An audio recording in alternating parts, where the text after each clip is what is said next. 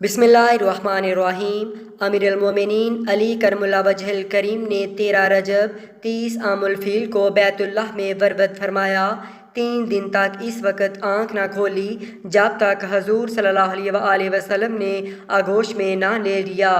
نبی صلی اللہ علیہ وآلہ وسلم نے حضرت علی رضی اللہ تعالیٰ عنہ کو اپنا لاب دہن چوسایا۔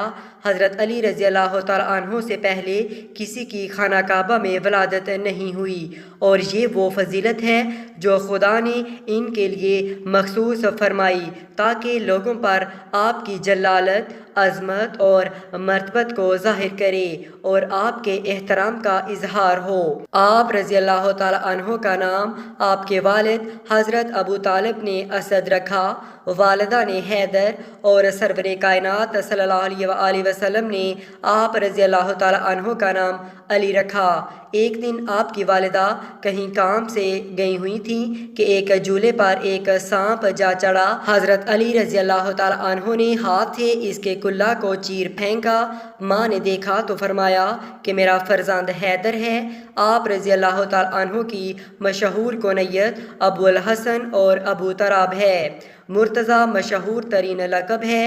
حضرت علی رضی اللہ تعالیٰ عنہ رسول اللہ صلی اللہ علیہ وآلہ وسلم کی رحلت تک آزمائش کی ہر گھڑی، جنگ کے ہر میدان اور امور مملکت میں نبی صلی اللہ علیہ وآلہ وسلم کے ساتھ ساتھ رہے۔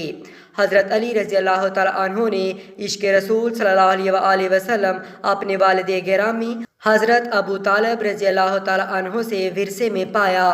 جیسے نبی صلی اللہ علیہ وآلہ وسلم کی کفالت حضرت ابو طالب رضی اللہ تعالیٰ عنہ نے کی تھی، ویسے ہی علی ابن ابی طالب رضی اللہ تعالیٰ عنہ کی پرورش رحمت للعالمین اور ام المومنین ملائکۃ العرب حضرت خدیجہ الکبریٰ رضی اللہ تعالیٰ عنہا نے کی۔ یوں علی ابن ابی طالب زمانہ جاہلیت میں بھی طاہرہ کہلانے والی حضرت خدیجہ خیر البشر محمد مصطفیٰ صلی اللہ علیہ وآلہ وسلم کے سائے میں پروان چڑھے۔ حضرت علی کرم اللہ وجہ الکریم ارشاد فرماتے ہیں، رسول خدا صلی اللہ علیہ وآلہ وسلم مجھے سینے سے چپٹاتے، اپنے پہلو میں سلاتے تھے، اپنی خوشبو سونگھاتے تھے، پہلے چیز چباتے، پھر اس کے لقمے میرے منہ میں دیتے تھے۔ میں نبی کریم صلی اللہ علیہ وآلہ وسلم کے پیچھے یوں لگا رہتا تھا جیسے اونٹنی کا بچہ اپنی ماں کے پیچھے پیچھے چلتا ہے۔ یہ اسی تربیت کا فیض تھا کہ جیسے ہی اقرأ بسم ربک کی وحی آئی، حضرت علی رضی اللہ تعالیٰ عنہ نے فوراً نبی صلی اللہ علیہ وآلہ وسلم کی صدا پر لبیک کہا اور ظاہری دنیا میں بھی مسلم اول کہلائے۔ علامہ ابن حجر رحمۃ اللہ علیہ فرماتے ہیں کہ حضرت علی ابن ابی طالب پاک و پاکیزہ پیدا ہوئے۔ آپ رضی اللہ تعالیٰ عنہ کی پیشانی کبھی کسی بت کے سامنے نہیں جھکی، اسی لیے آپ رضی اللہ تعالیٰ عنہ کے نام کے ساتھ کرم اللہ وجہ لکھا جاتا ہے۔